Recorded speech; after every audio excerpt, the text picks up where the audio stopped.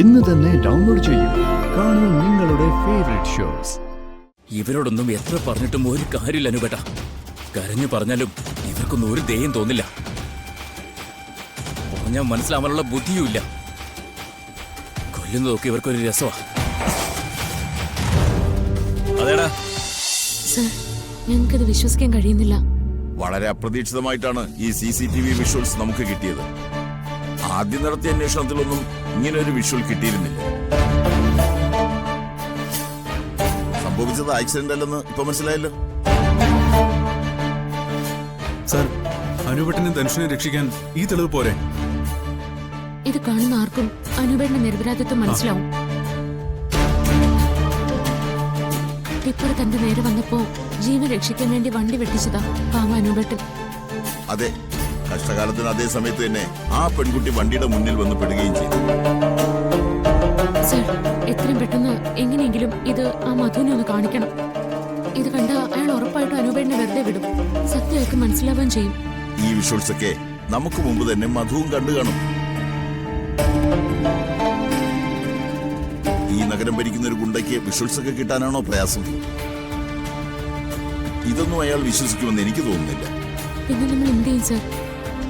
അനുപേട്ടനും ധനുഷിനെയും അയാളുടെ കയ്യിൽ നിന്ന് രക്ഷിക്കാൻ ആകെയുള്ളൊരു കച്ചിത്തുരുമ്പ ഇത്. ഇത് കണ്ട ആർക്കാ സർ സത്യം മനസ്സിലാവാത്ത? ഇതിന്റെ പിന്നില് ആരായിരിക്കും സർ? പാവ അനുപേട്ടൻ എന്തിനാ ടിപ്പറടിച്ച് കൊല്ലാൻ ശ്രമിച്ചത്? ആർക്കൊരു ദ്രോഹം ചെയ്യുന്ന ആളല്ല അനുപേട്ടൻ. അതൊക്കെ ഈ കേസിന്റെ മറ്റൊരു വശമാണ്. ഇടിച്ചു കൊല്ലാൻ ശ്രമിച്ചതിന്റെ മോട്ടീവ് എന്താണെന്നും ആരാണ് ഇതിന്റെ പിന്നിലെന്നും മനസ്സിലാകണമെങ്കിൽ ആ ടിപ്പർ ഡ്രൈവറെ തന്നെ നമുക്ക് കിട്ടണം. അവനെ നമ്മൾ ചോദ്യം ചെയ്യണം. ആ ടിപ്പർ ഡ്രൈവറെ മധുവിന്റെ മുമ്പിൽ കൊണ്ടു നിർത്തി സത്യം പറയിപ്പിക്കണം സർ. എന്നാ മാത്രമേ അയാളത് വിശ്വസിക്കൂ. അതിന് ടിപ്പർ ഗണേഷിനെ നമുക്ക് കിട്ടണ്ടേ? അത്ര എളുപ്പത്തിൽ പിടിക്കാൻ പറ്റുന്ന ഒരാളല്ല ടിപ്പർ ഗണേഷ്.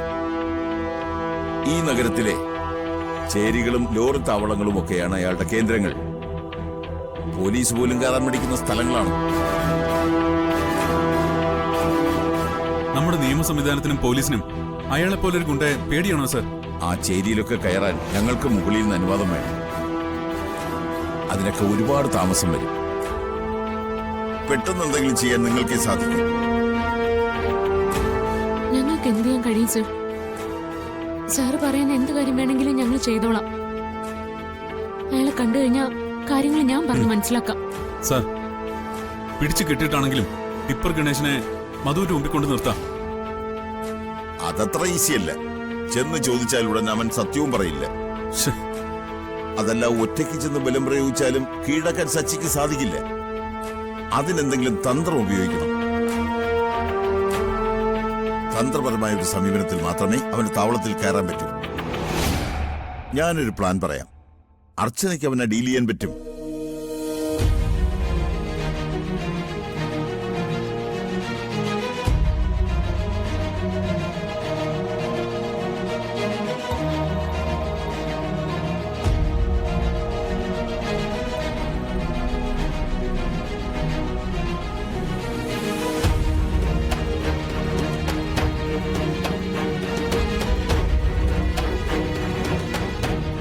ഞാനീ പറഞ്ഞ 2 സ്ഥലങ്ങളിൽ അവനുണ്ടാകാൻ സാധ്യത. അതുകൊണ്ട് നിങ്ങൾ സ്പ്ലിറ്റായി 2 വഴികളിലൂടെ വേണം അവിടെ ചെന്നെത്താൻ. ഞാൻ പറഞ്ഞത് മനസ്സിലായോ? മനസ്സിലായി സർ.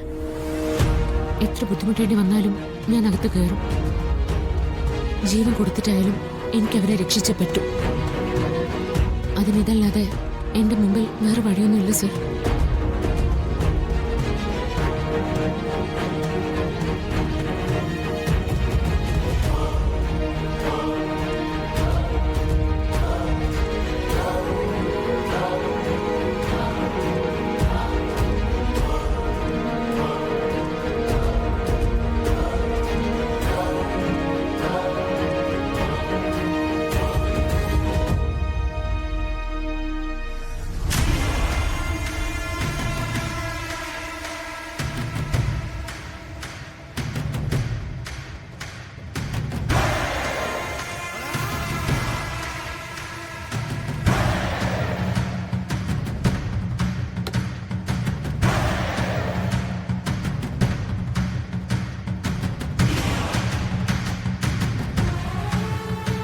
അണ്ണാ ഇവന്മാരെ തീർക്കാൻ വേണ്ടി എന്റെ കൈ ധരിക്കുന്നു. കുറച്ചുകൂടെ വെയിറ്റ് ചെയ്തമ്പാനെ. യുവമാരെ തൊട്ടാ നമ്മളെ അങ്ങ് തീർത്തുകളയെന്ന് പറഞ്ഞവള് ഇങ്ങോട്ടത്ത് വന്നോട്ടെ. ആ സിയയുടെ വാക്കും കേട്ട് അവൾ അവസാനത്തെ കളി കളിക്കുക. അവൾക്കറിയില്ല ഈ മധു ആരാണെന്ന്. മധു, ഞാൻ നിരപരാധിയ. എനിക്കൊരു ഭാര്യയും കുഞ്ഞും കുടുംബമൊക്കെ ഉണ്ട്. ദയവ് ചെയ്ത് ഞങ്ങള് വെറുതെ വിടണം. ഞാനിതുവരെ പറഞ്ഞതെല്ലാം സത്യമാണ്. എനിക്ക് നിങ്ങളുടെ സഹോദരി ഒരു പരിചയമില്ല. ആ ടിപ്പർ എന്നെ ഇടിക്കാൻ വന്നപ്പോ ഞാൻ എന്റെ ജീവൻ രക്ഷിക്കാൻ വേണ്ടി നോക്കിയതാ. അതിന്റെ ഇടയിൽ അറിയാതെ സംഭവിച്ചൊരു ആക്സിഡന്റ്. ഇവരോടൊന്നും എത്ര പറഞ്ഞിട്ടും ഒരു കാര്യമില്ല അനുപേട്ട. കരഞ്ഞു പറഞ്ഞാലും ഇവർക്കൊന്നും ഒരു ദയം തോന്നില്ല.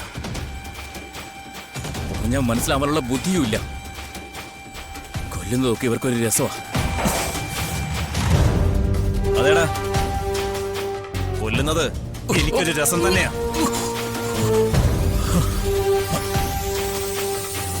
പക്ഷെ മധു ഇന്നുവരെ ആരെയും വെറുതെ കൊന്നിട്ടില്ല. എന്നെ തോണ്ടി ഒരുപാട് പേരെ ഞാൻ വെറുതെ വിട്ടിട്ടുണ്ട്.